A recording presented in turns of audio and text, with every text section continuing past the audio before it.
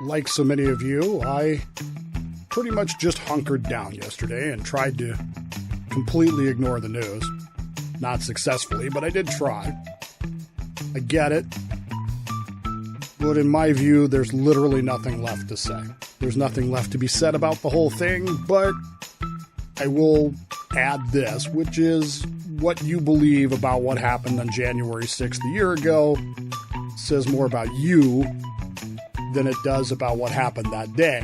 If you love Trump, you think it was a protest. If you hate Trump, it was an insurrection. You're both nuts, but please continue your idiotic ideological purity tests to determine whether or not I'm worthy of voting for your candidates. I don't choose my candidate that way, and I'm not going to start now. That said, I tried to spend the day studying stuff. Well, not completely. I did go for a nice long walk, about an hour and a half, and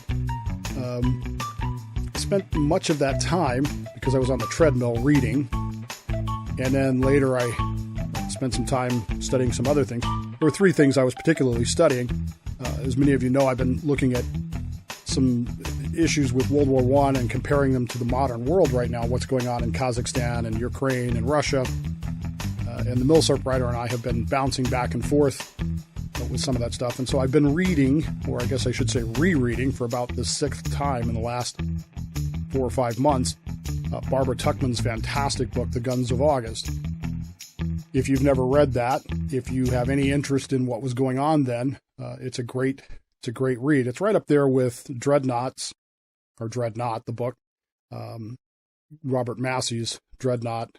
Castles of Steel is actually a better book, but it's about the actual war during World War I at sea, whereas Dreadnought is the build-up to that and the politics that was going on to that. So I've been absolutely fascinated by that for several weeks, and as I said, the Milsurp writer and I have been bouncing back and forth about that. Second thing I was looking into was some stuff to do with the subvet, and spent some time talking with Eric today about where we want to go, what we want to do, and some things like that. And so I was actually doing some research into things that I knew, but surprisingly, and this was the real lesson of the day, things that I didn't know, that I thought I knew, which was the third thing I was studying, which was, of course, Torah. I don't know. For me, I've said this before, if I had my druthers, I would stop talking politics altogether, and maybe I should. I don't know. I've toyed with the idea of just stopping talking politics and moving entirely into my faith, religion, particularly Judaism, and submarining, and doing away with the politics entirely. But I don't know. I feel like because this is for Ben, there's some value to continuing to talk about issues of the day and what I think of them, so that someday he will know. But I spent today studying Torah, which this week's Torah portion is the Torah portion Bo, which means come, and it's the final bit of the Exodus story of leaving Egypt, of the 10 plagues. And it's fascinating. This is a story that I have known all my life. This is a story that I have vivid memories as a child sitting in Sunday school in Denver, Colorado, at the Salvation Army in Denver, Colorado. And I could probably even tell you the name of the Sunday school teacher. I'm not going to, but my parents would know who it was if they're watching this, as would my sister. And that's how ingrained in me this story is, of these plagues, of these events. I watch the 10 Commandments every Passover. I sit down before the week of Passover and I watch the 10 Commandments from beginning to end. I know this story like the back of my hand. There's a freckle right there. There's a broken bone on this. I'm kidding. At any rate, my favorite history professor I think if I took all the lessons that he taught me, that he has taught me because he's still teaching me, it would be the most important lesson would be he gave me was this, which is that if everything you read, everything you see, everything you hear, every lecture you hear, particularly every research thing that you do, absolutely supports your understanding and your position of something, if you're not left with some question somewhere, somehow, you either read it wrong or you didn't read it all. So you need to go back and start over. History is strange, he once said. It will not give you what you want. It will always challenge your thinking. And if it's not challenging your thinking, you're not doing it right. It's really that simple. And I think that the Professor Alec was absolutely correct about that. So here's this story in the Torah of the Egyptians versus the Jews in the final stages of the plagues. And there's an event that happens, right? The Passover, the night of Passover. But even for all of that, this is a story that, like I said, I know intimately well. But as I was sitting there listening to this lecture and as I was reading along with it, something struck me.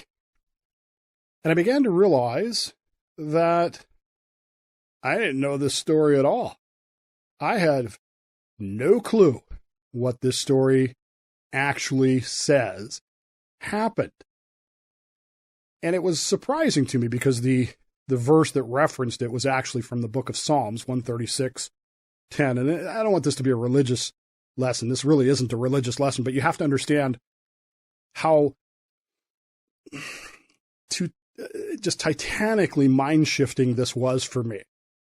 And the lesson of being reinforced about don't just assume that you understand something.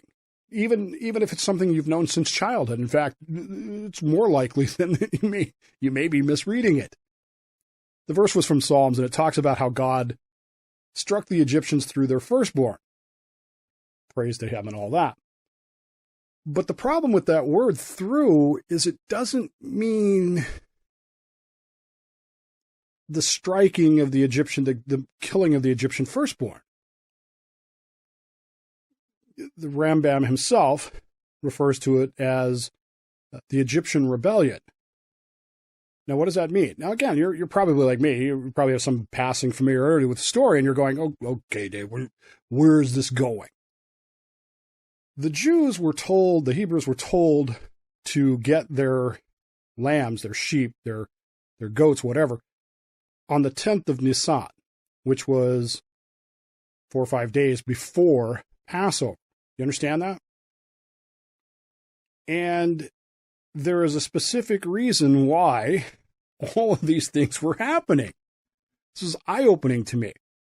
The entire purpose of the plagues had nothing to do with freeing the Jews. God could have freed the Jews like that if he wanted to. It wasn't about that at all. Sorry, I'm also not drinking coffee. I'm drinking a pina colada because, as you've probably figured out, I'm not recording this in the morning. I'm recording this the night before. The plagues' purpose were so that the Egyptians would know God. Not to free the slaves, but so that the Egyptians would know God. And each plague targeted a specific element of Egyptian belief and Egyptian religion. And then we get to the 10th plague. And on the 10th of Nisan, God tells Moses to tell the people to go and take or draw forth a lamb. There's a whole bunch of rabbinical arguments about what that means, and we're not going to get into any of that. What I need you to understand is they did it on the 10th of Nisan, 5 days before Passover. Why? And why a lamb? Did you ever wonder that? Now, I know Christianity, you're already going, well, Dave, because Jesus was the Lamb of God. Yeah, well, that interpretation didn't come around until much later, probably 1,500 years later.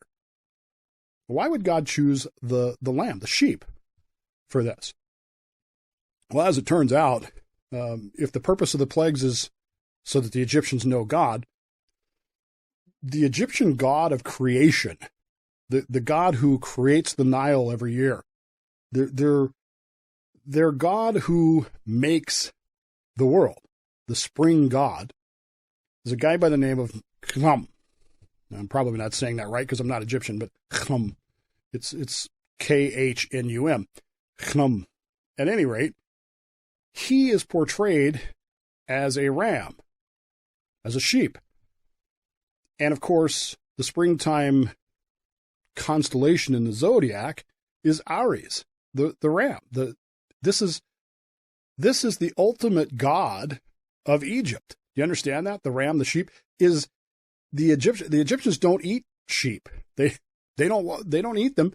They consider that to be nikolterni, as the Russians would have said, uncultured. And so all of a sudden, these Jews are buying, obtaining, getting sheep, taking them into their house, and the Egyptians want to know why. What's going on?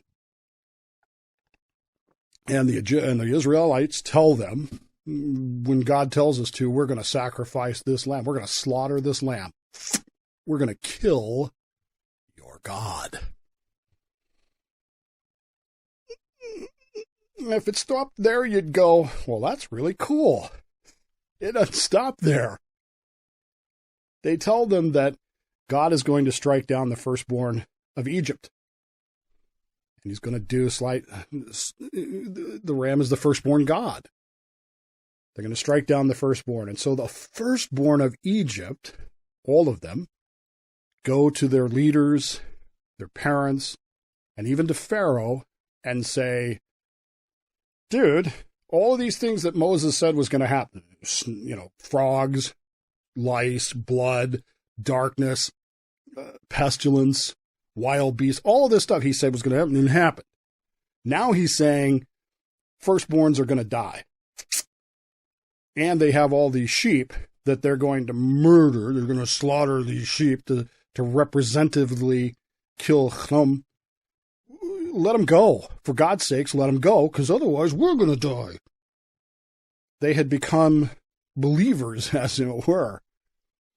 The Talmud tells us that Pharaoh hardened his heart and said, no, we're not going to let them go.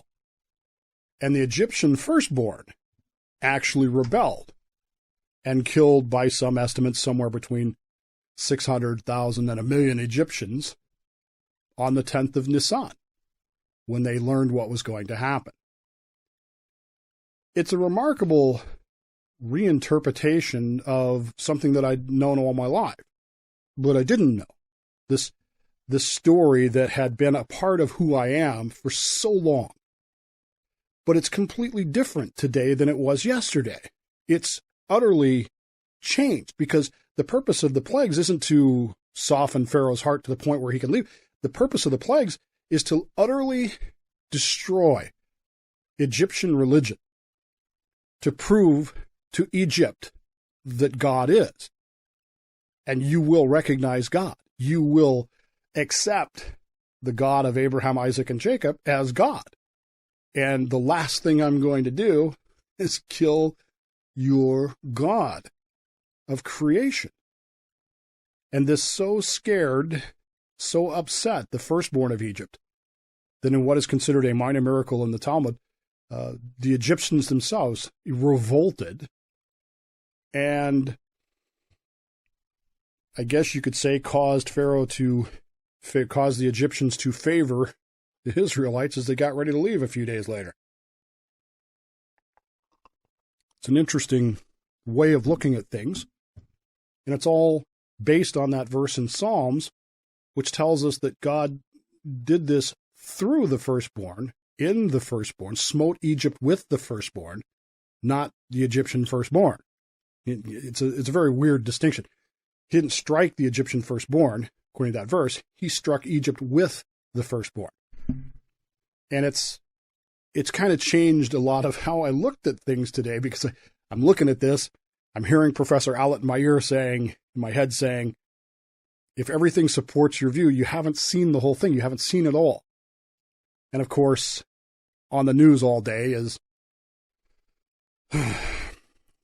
what some people refer to as history, I guess. I don't think it is, but this idea that, this happened or that happened, and they want me to be absolute in the way that it happened.